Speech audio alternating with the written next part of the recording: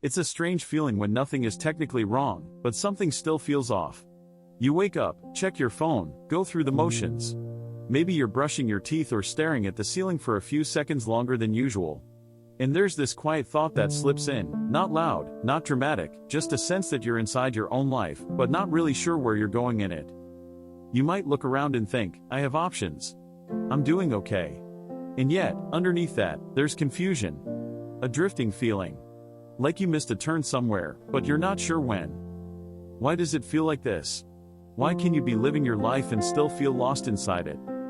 What you might be experiencing isn't a crisis or a failure. It's a pattern a lot of people carry, especially in quiet moments.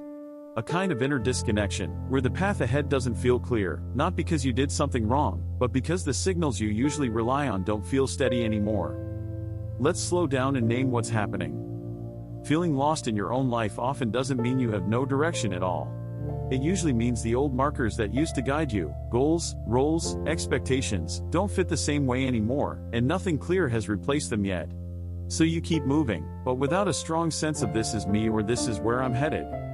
One common reason this happens is when your life has been built mostly around reacting. Reacting to opportunities.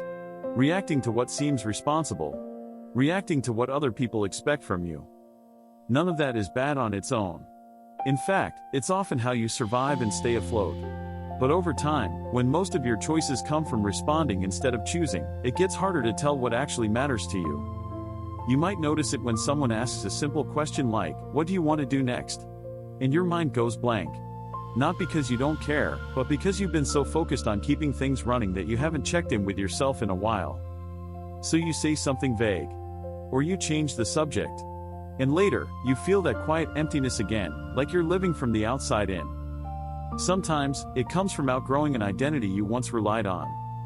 Maybe you were the responsible one. Or the high achiever. Or the person who always knew the plan. That identity worked for a long time. It gave you structure. It told you how to make decisions and how to measure progress. But then life shifted. The job changed. The relationship ended. The routine cracked open.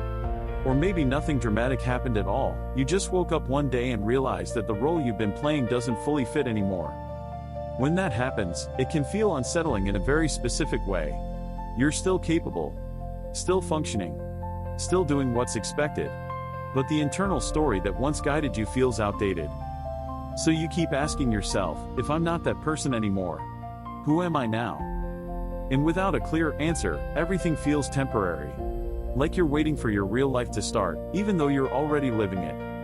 There's also a quieter reason this feeling shows up, and it has to do with how much noise you've been surrounded by.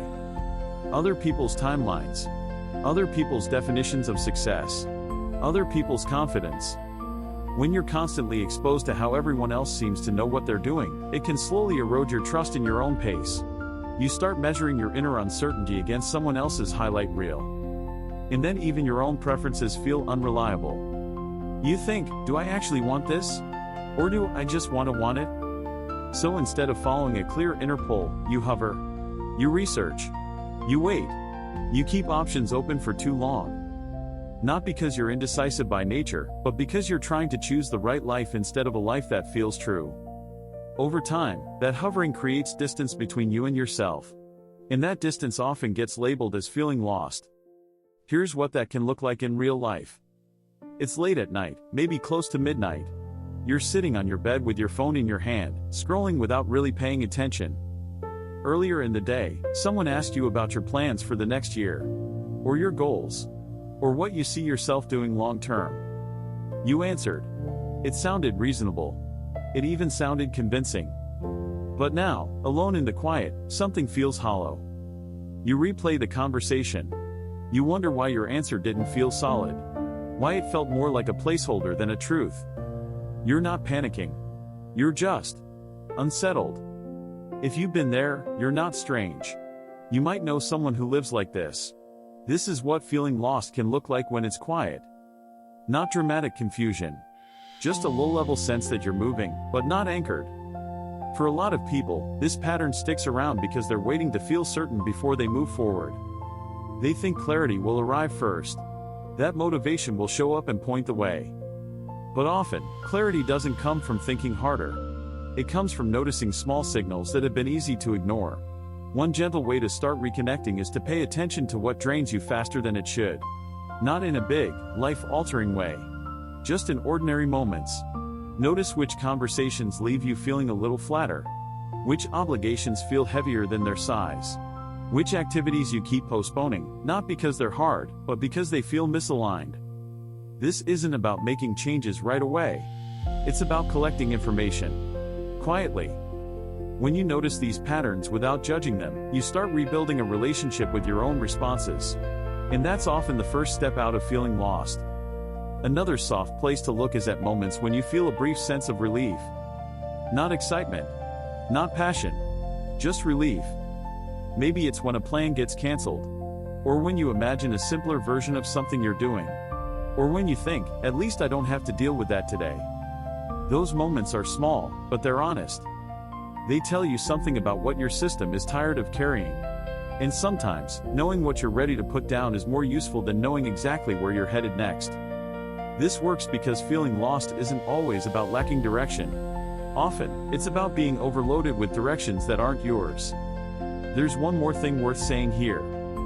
Feeling lost doesn't mean you're behind. It doesn't mean you wasted time. And it doesn't mean you missed your chance.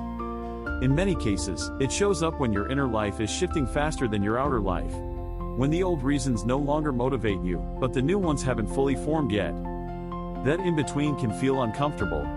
But it's also honest. Because sometimes, being lost is just the space between who you were and who you're slowly becoming. You don't have to force an answer right now. You can start by noticing, by listening, by letting yourself admit, quietly, something here doesn't fit anymore. That awareness alone is not nothing. This is for people who look fine on the outside, but feel unmoored on the inside.